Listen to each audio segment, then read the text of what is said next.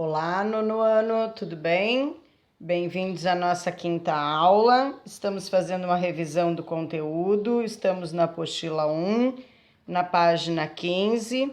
Vamos fazer análise de gráficos, ok? Desculpa, na página 11, errei de página. Então, olha só, nessa parte da apostila a gente está falando de mudança de temperatura, de mudança de estado físico da matéria. Estamos falando sobre condicionantes com a pressão e a temperatura que fazem mudar o estado físico da matéria. Como elas fazem mudar o estado físico da matéria, nós temos que anotar para poder analisar depois esses dados. Então, a apostila traz para a gente aqui, o primeiro gráfico é de curva de aquecimento. A substância padrão de laboratório para poder fazer os cálculos na Terra tem que ter uma substância padrão. A substância padrão é água pura, tá? É água pura em estado líquido. Então, o que a gente consegue observar aqui? Sob pressão de uma atmosfera, a interpretação do gráfico é a seguinte. Nesta linha horizontal, nós temos tempo. Na linha vertical, nós temos os graus da temperatura, tá? Então, o que a gente pode ver? Cada quadrante cinza desse está subdividido em intervalo de 5 graus, tá?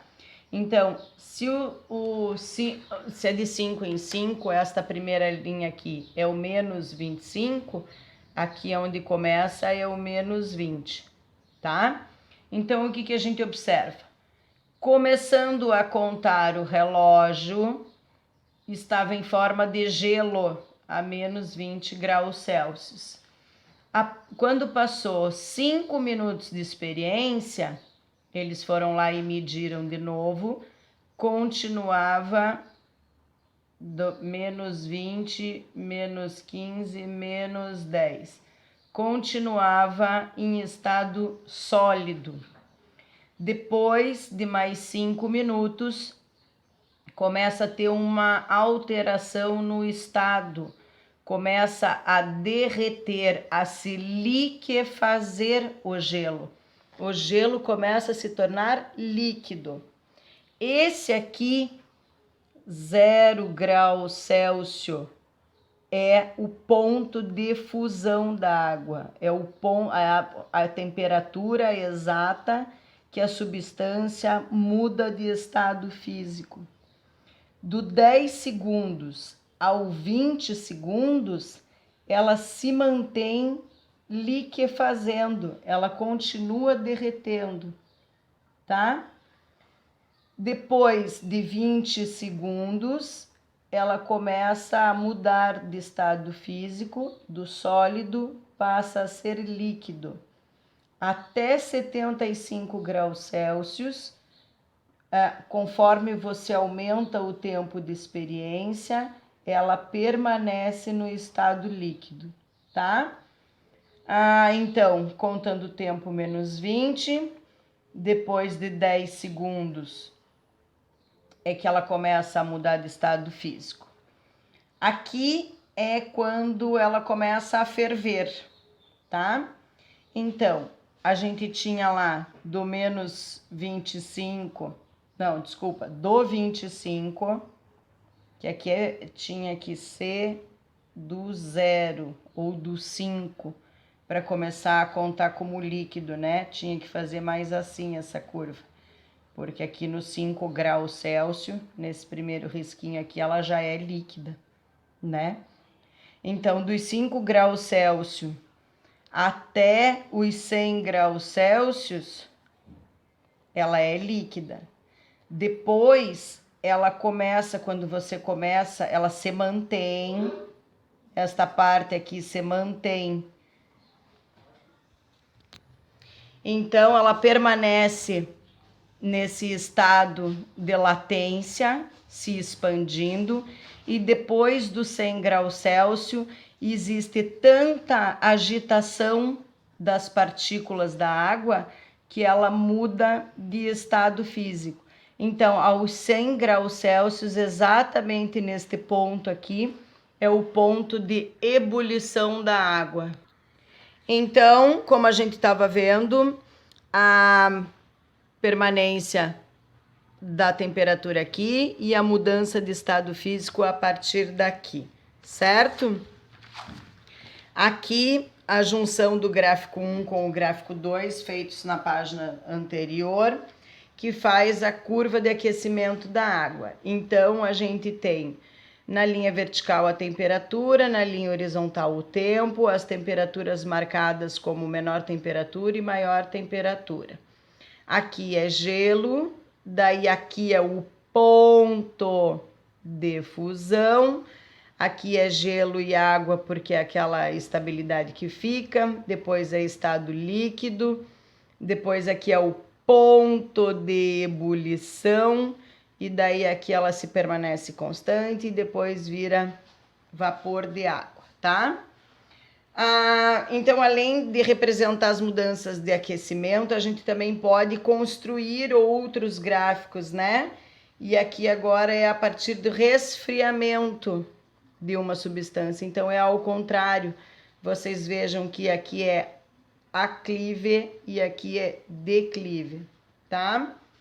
Então, mais de 100 é vapor, daí aqui o ponto de condensação, o fim da condensação, o ponto de solidificação, tá bom?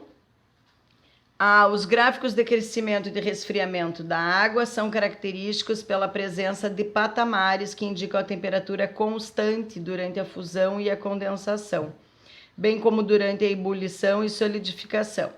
Curvas com essas características registram comportamentos de uma substância. Substância, então, é uma matéria pura, tá? Os sistemas constituídos por uma substância, a temperatura permanece constante durante o tempo de mudança, do processo de mudança. É o mesmo gráfico, só que simplificado, né? Como seria o gráfico de mudanças para uma mistura? Qual é a diferença de mistura para substância? Mistura são substâncias misturadas e substância é um produto simples, tá? Então, quando a gente tem mais de uma substância, a gente tem uma mistura. E daí a temperatura varia. Então, o gráfico da mistura, os platôs são menores, tá? Então, ao contrário da substância, as temperaturas deixam de ser constantes. Daí depende da substância que estiver usando. Existem algumas misturas que se comportam como substâncias. Elas possuem esse tempo, né? Esse platôzinho. Então, vamos ver aqui, ó, uma substância eutérica e azeotrópica. Qual é a diferença delas, né? Então, nas substâncias eutérias, o tempo de fusão fica constante. E na azeotrópica, é o tempo de ebulição que permanece constante. Tudo bem, turma? Nossa primeira atividade, então, é uma pesquisa. Gostaria que vocês me dissessem a respeito da solda. A solda é uma liga pesada, não é liga leve, de estanho e de chumbo. É uma mistura, são duas substâncias junto. Então, ela apresenta uma temperatura constante em um desses duas mudanças aqui. Qual desses dois estados a temperatura da solda é constante? Tá bom? Depois vocês respondem para mim. Tudo no caderno, tá, queridos? Que daí depois qualquer coisa a Pro consegue criar aquela notinha de caderno. Lembram da notinha de caderno? Para poder aumentar a média? Página 14. Atividades para vocês resolverem na apostila. Todos os materiais são constituídos por partículas e o estado físico de cada um depende dessas partículas da organização delas, como elas estão agregadas. Com base nessa informação, indique o estado físico da matéria. Então, quando a agregação é intensa, a gente diz que está em qual estado? Quando as partículas têm liberdade de movimento, em qual estado que estão? E quando tem uma mobilidade intermediária, em qual estado físico estão? Considerando as situações a seguir, dica: uma bolinha de naftalina no armário, um frasco de acetona aberto, o derretimento de um ferro, o vapor de água com a superfície fria. Agora assinale a alternativa que corresponde à mudança de estado nas situações anteriores. A 3. Analise as transformações e diga se é físico ou se é químico para as transformações, se tem alteração ou não na constituição da matéria. No 4, ele diz para você analisar os valores das temperaturas e daí responder a A e a B.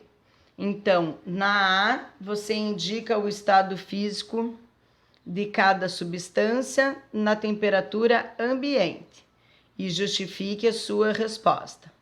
Indique o estado físico. Qual das substâncias necessita mais energia para mudar de estado? Na outra folha, a continuação dos exercícios, temos o clorofórmio, é uma substância volátil. O que é volátil? Que evapora fácil.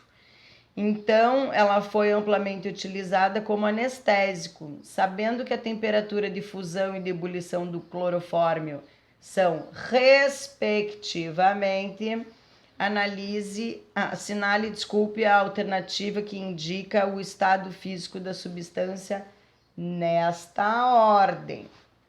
Ao aquecer uma substância durante um determinado período, a gente recebe essa informação aqui do gráfico.